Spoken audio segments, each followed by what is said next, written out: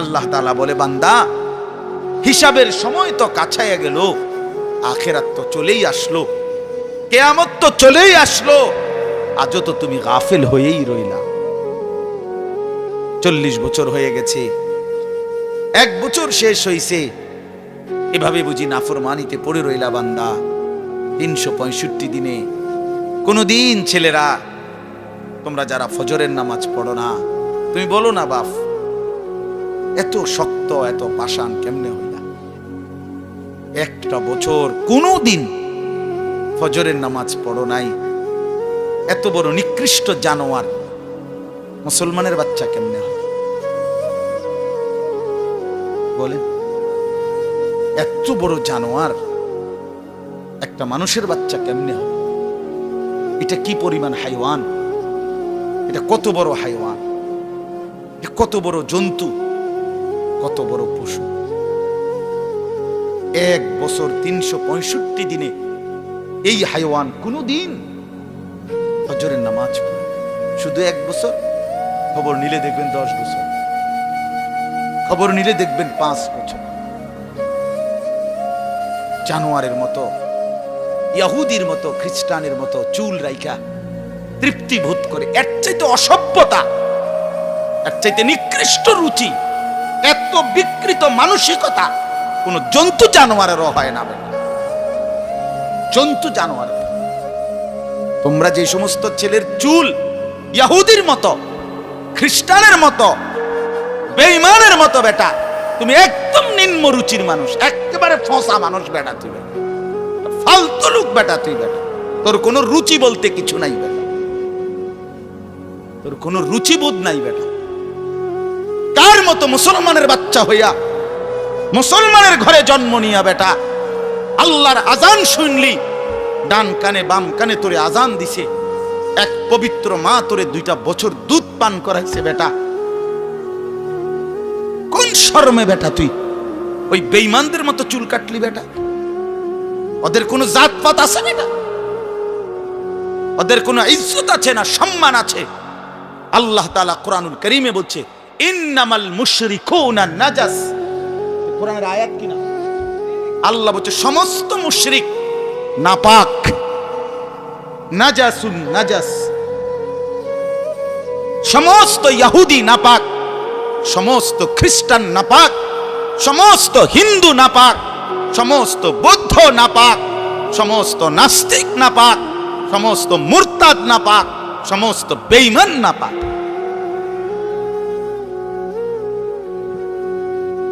কার মতো বেটা চুল রাখলি? কারে দেইখা বেটা পেশাব করে পানি লস না বেটা? কোন সভ্য থেকে শিখলি বেটা? এটা কার থেকে শিখলি? জীবনে 2-4 অক্ষর পড়ালেখাও করো নাই?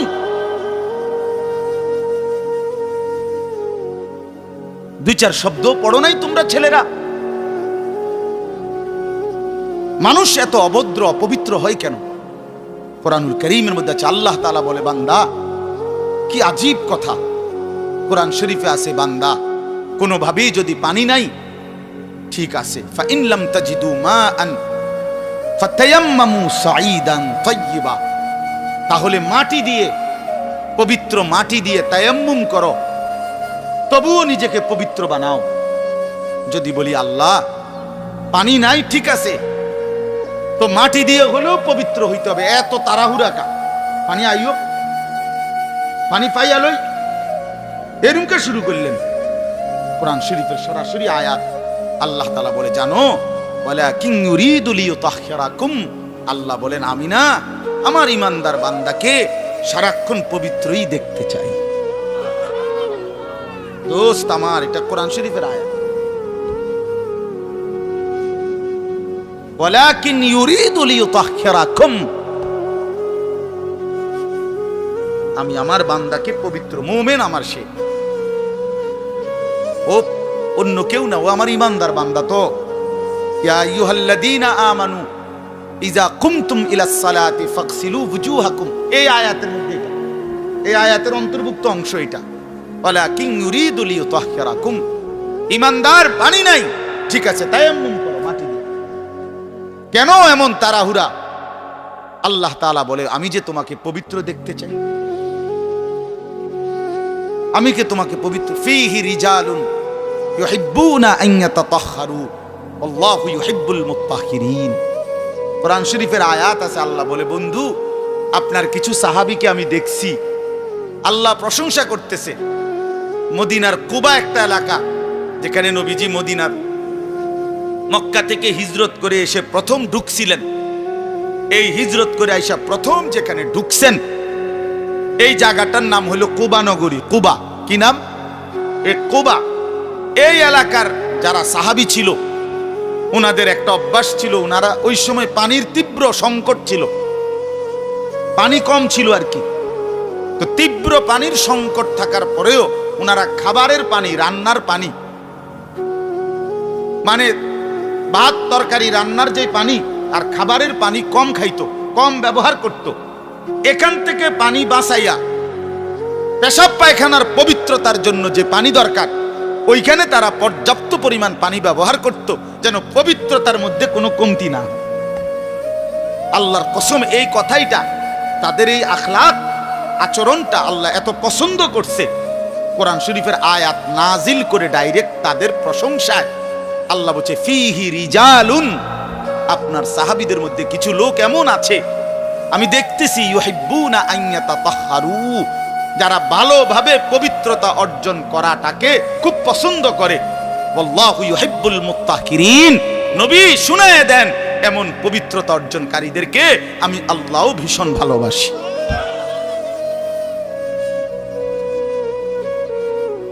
তোরে আল্লাহ ঘৃণা করে। যুবক, তোদের যাদের প্যান্টে পেশাব, তোরা যারা টয়লেট পেপার ব্যবহার করো না, তুই নিকৃষ্ট রুচির মানুষ বেটা, ফালতু বেটা, ফালতু বেটা। চুল কেবল চুলের পিছনের দিকে ফিরাস বেটা, এতে মানে একটা কেমন লাগে। সামান্য সামান্য সহপাঠী বা সামান্য সেরকম, আর সেরকম লাগতেছে তোরে দোস্ত, জিঙ্গাইলে না বলে সেরকমটা কেডা? সেরকম ঠিক আছে লাগতেছে, আমিও কই, কিন্তু সে কে যার মতো লাগতে আছে? হেইতে কেডা যে যার মতো? সেরকম তো বুঝছি, সেরকমটাকে। সেরকম কি গাঁজাখোর, না ফুট্টাখোর, না বাবাখোর, না ডাইলখোর, না হারামখোর, না মদখোর, না ইয়াবাখোর? কার মতো লাগতেছে তারে জিঙ্গা? তুই যে আমারে কইলি সেরকম লাগতে আছে, হেতে কেডা যার মতো লাগতে আছে আমারে? কথা বলেন। হ্যাঁ, তো জিঙ্গাইলে কবে দোস্ত ফুট্টাখোরের মতো লাগে, তোর বাবাখোরের মতো লাগে তো।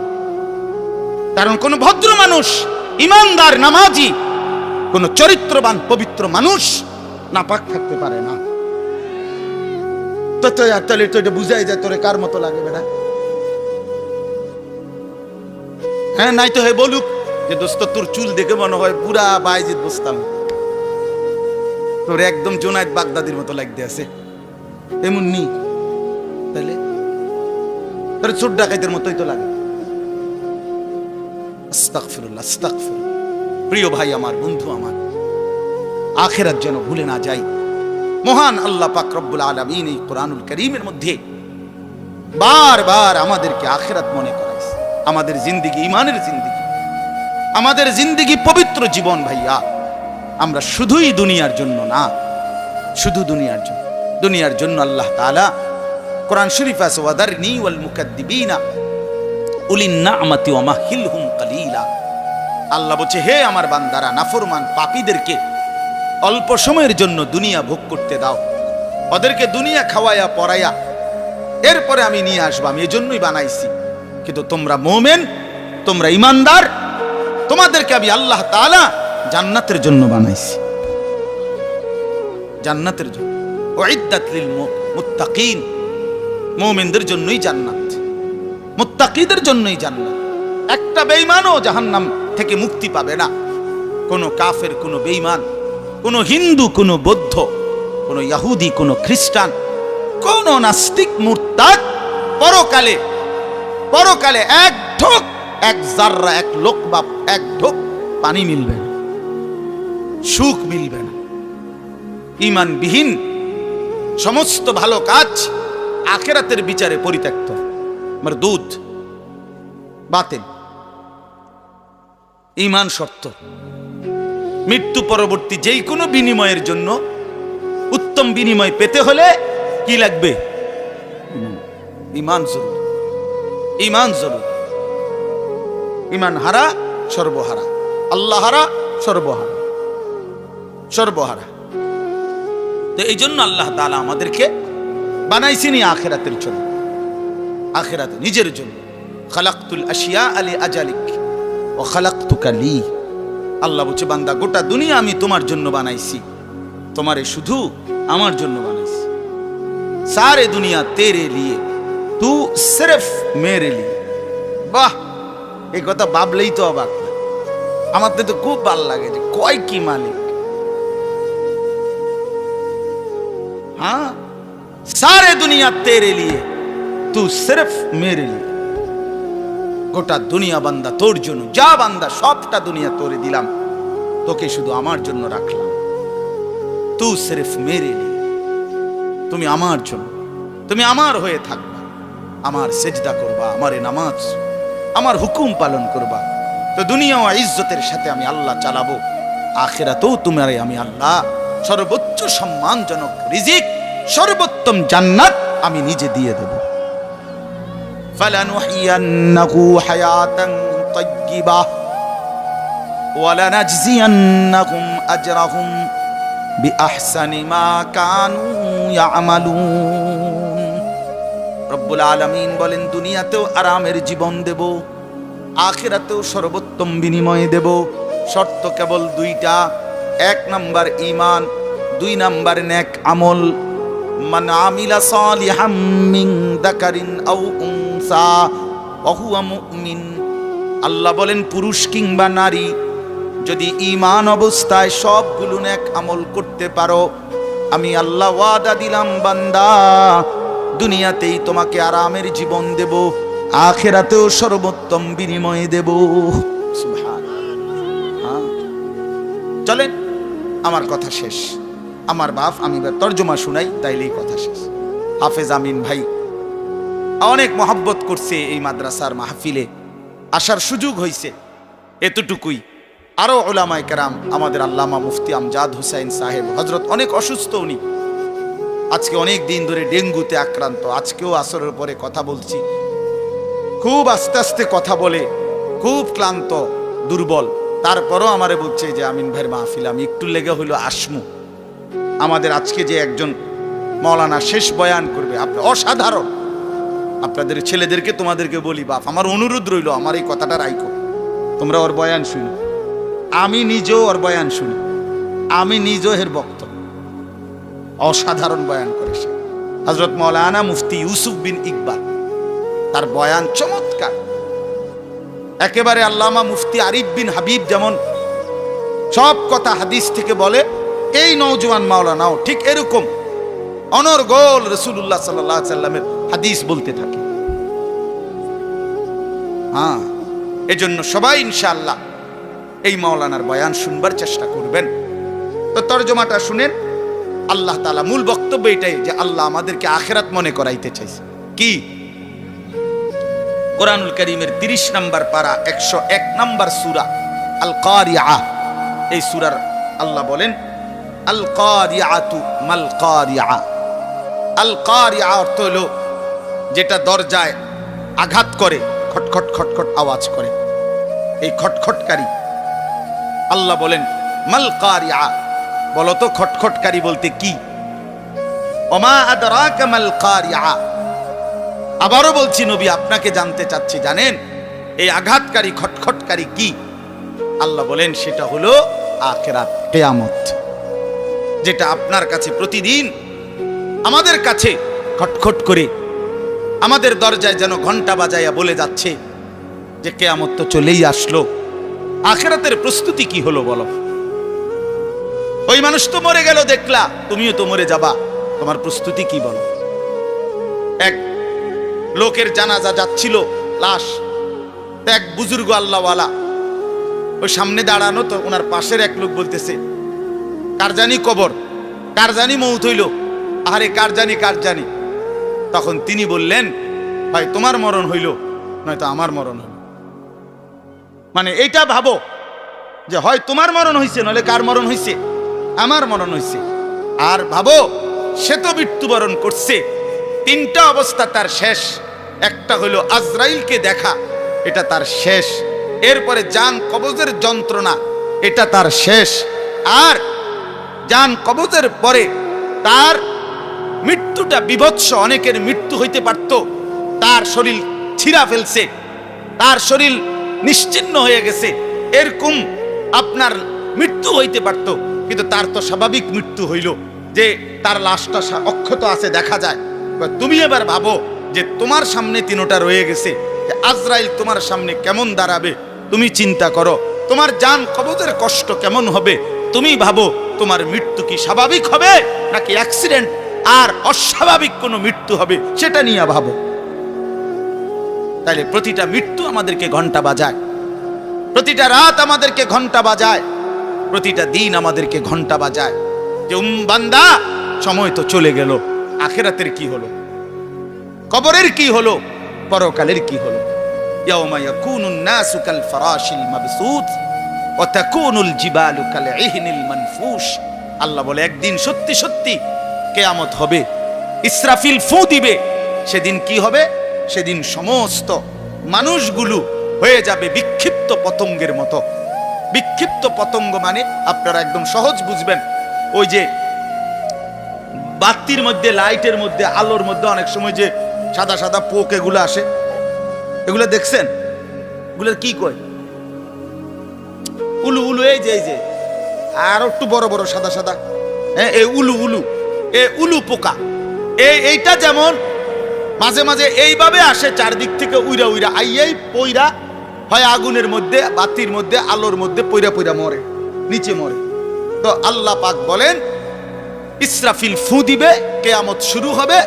মানুষ এরকম পাগলের মতো, উলুর মতো দৌড়াইয়া, পতঙ্গের মতো চারিদিকে দিক বিদিক শূন্য হইয়া দৌড়তে থাকবে। কেউ বলতে পারবে না কে কোথায় যাচ্ছে, কোথায় দৌড়াচ্ছে, কি হচ্ছে। সবাই অস্থির হয়ে যাবে। এরই মধ্যে যে যেখানে গিয়া পড়ে যাবে, ওইখানেই তার মৃত্যু, ওইখানেই কবর। ওয়াতাকুনুল জিবালু কাল ইহনিল মানফুশ। পাহাড়গুলো একটা নমুনা আল্লাহ বলছে, পাহাড়গুলো তুলারে দীর্ঘক্ষণ মেশিনের মধ্যে ধুনাইয়া সারলে, এবার যখন ঝরঝরা হয় তুলা, তো এবার যদি বাতাস লাগে তাইলে যেমন এটা উড়তে শুরু করে, তুলা উড়ে। তো আল্লাহ তাআলা বলে, পাহাড়গুলো এরকম ধ্বনিত তুলার মতো উঠতে থাকবে। পুরা সৃষ্টির সবকিছু ভাঙ্গা চুইরা শেষ হয়ে যাবে। হাসরের ময়দান কায়েম হবে। আর সেখানে কি হবে? দুইটা অবস্থা। ফাআম্মা মান সাকুলাত মাওয়াজিনহু, সেই হাসরের ময়দানে আমলনামা হাতে নিয়ে মিজানের পাল্লায় যার নেকি ভারী হবে, ফাহুয়া ফি আইশাতির রাদিয়া, সেই সন্তুষ্টিময় আরামদায়ক জান্নাতের জীবন লাভ করবে। ওয়া আম্মা মান খাফফাত মাওয়াজিনহু ফাউম্মুহু হাওিয়া ওয়া মা আদরাকা মা হিয়া নারুন হামিয়া। আর যার আমলনামা মিজানের পাল্লায় ওজন দেওয়ার পরে হালকা হবে, গুনাহ ভারী হবে, নেকি হালকা হবে, আল্লাহ তাআলা বলেন তার ঠিকানা হবে হাবিয়া নামক জাহান্নাম। আর আল্লাহ নিজেই বলে, নবী জানেন হাবিয়া জাহান্নামটা কেমন? নারুন হামিয়া, একেবারে প্রজ্বলিত ধাউ ধাউ করে জ্বলন্ত আগুন, এটার নামই হচ্ছে হাবিয়া। হাবিয়া। এখানে একটা কথা শুধু বলি, কথা আমার শেষ। এক নম্বর কথা হলো, এই জিন্দিগির মধ্যে যদি আমল বাড়াই তাহলে আখেরাতে জান্নাত হবে। এই জিন্দিগির মধ্যে যদি নাফরমানি বাড়াই তাহলে আখেরাতে জাহান্নাম হবে। মানে একটা শব্দ আছে, ফাউম্মুহু হাবিয়া। এই ছেলেরা, তোমাদের জন্য আমি শেষ এই কথাটা আবার বলে যাই। এই শব্দটার তাফসীর আমি আজকেও পড়ছি, তাফসীরে কুরতুবিতে, তাফসীরে ইবনে কাসিরের মধ্যে আছে। আল্লাহ তাআলা বলছেন, ফাউম্মুহু হাবিয়া, নাফরমান পাপীকে হাসরের ময়দানে, এই উম্মুহুর শব্দের অর্থ হলো উম্মু রাসিহি, অর্থাৎ তার মাথার সামনে যে চুল, এই চুল ধরে দাঁড়ানো মানুষটাকে বেইজ্জতি করে নিচে নামাইয়া এরপরে লাথি দিয়া জাহান্নামে ফেলে। এইটা অর্থ। এই অতএব এই লম্বা চুল, এই বিকৃত চুল ছাড়ো, ছাড়ো, নাই তো জাহান্নামের ফেরেশতা টান দিয়া ধইরা তোরে দাঁড়ানোর থেকে নিচে ফেলাইয়া একটা লাথি দিয়া জাহান্নামে ফেলে দে। তখন বুঝবা, তখন বুঝবা এই জন্য আমি অনুরোধ করলাম, রাগ হইও না, আমি শক্তই বললাম, মনে করো তোমরা এই স্বাভাবিক চুল রাখো, স্বাভাবিক চারদিকে সমান চুল রাখো। এটা কোনোভাবে এটা অসভ্যতা, এটা ফ্যাশন না, এটা জাহান্নামীদের চিহ্ন ভাইয়া, এটা দাজ্জালের চিহ্ন। দয়া করে আমার এই কথা ফিরাই দিও না, ফিরাই দিও না যুবক। নিয়ত করো ইনশাআল্লাহ, ছেলেরা নিয়ত করো, বলো যুবক ইনশাআল্লাহ, পাক্কা নিয়ত করো ইনশাআল্লাহ। তোমাদের যুবক আগামী দিনের জন্য, ইসলামের জন্য রেডি হইতে হবে। তোমরা নামাজ পড়তেই হবে বাবা। আল্লাহকে রাজি না করলে আমার মাতৃভূমিও নিরাপদ থাকবে না। ফিলিস্তিন বহুদিন যাবত রক্তাক্ত, রোহিঙ্গা বহুদিন যাবত আরাকান রক্তাক্ত, কাশ্মীর বহুদিন যাবত রক্তাক্ত। আজ আমার মাতৃভূমিও শহীদ সাইফুল ইসলামের রক্তে রঞ্জিত। এ কথা বেঈমান প্রমাণ করে দিছে। ইসকনের গুন্ডারা, সন্ত্রাসীরা, এই বেঈমানরা প্রমাণ করে দিছে যে মুসলমান সুযোগ পাইলে তোদের কাউরে ছাড়বো না। কি হুজুর, কি পাবলিক, কাউরে ছাড়বো না। হ্যাঁ, বইয়া বইয়া মোবাইল টিপো, বইয়া বইয়া নারী দেখো। একদিন যখন বেঈমান গর্দানে ছুরি রাখবে, সেদিন বুঝবা আল্লাহ কি জিনিস, আল্লাহ কি জিনিস। এজন্য মরলে যদি ঈমানের সাথে মরতে পারি, সেজদা দিয়ে মরতে পারি, আল্লাহর গোলামি করে মরতে পারি, তো এই জীবন যদি চলেও যায়, রক্তে যদি জমিন ভেসেও যায়, কোনো অসুবিধা নাই। ঠিক কিনা বলেন না কেন? মরণ যখন শহীদে মরণ, খালাস, কোনো সমস্যা নাই। ঈমানের মৃত্যু ব্যর্থ না, শহীদের মৃত্যু ব্যর্থ না। কিন্তু যদি নাফরমানির মৃত্যু হয়, যদি বেনামাজি মৃত্যু হয়, যদি শরীর নাপাক, প্যান্ট নাপাক, নারী দেখতে দেখতে, উলঙ্গ ছবি দেখতে দেখতে, তো এই অবস্থায় যদি তোর মরণ হয় বেটা, কি হবে তোমার? কি হবে বাবা? এজন্য দয়া করে আখিরাতের জন্য প্রস্তুতি নাও, পরকালের সামান বানাও, নিজের আখিরাত সুন্দর করো। আল্লাহ তাআলা আমাদের প্রতিটা ছেলেকে তৌফিক দান করেন। বাবারা, আপনাদেরকেও বলি, 60 বছর 50 বছরে আপনারা আখিরাতের ফিকির করেন, কবরের ফিকির করেন, পরকালের সামান কি হলো সেটার ইন্তজাম করেন। খাট পালং, সোফা, ফার্নিচার, এগুলো যেদূর হইছে, আমনে শেষ না করলো এটি ফুলাইনে পরে করব, নাতি নাতনিরা আরো বানাইবো, এটি শেষ হইতো না। পৃথিবীতে আমনে মরার পরও গাছ থাকবো। আমনে মইরা যান, কোনো অসুবিধা নাই, আমনে মইরা দেখবেন গাছ মরছে না সব। পৃথিবীতে আমনে মরার পরেও দুনিয়া থাকবে, কাজে দুনিয়া ওরা বাকিরা করবে, আপনি এবার কবরের সামান করেন। আল্লাহ আমাদের বাবাদেরকে, চাচাদেরকে, বয়স্কদেরকেও আখিরাতের কবরের পুঁজি সংগ্রহ করার তৌফিক দান করেন। মা বোনদেরকে পর্দার ইজ্জতের কদর বুঝার তৌফিক দান করেন। তোমরা ছেলেদেরকে আল্লাহ তাআলা আগামী দিনের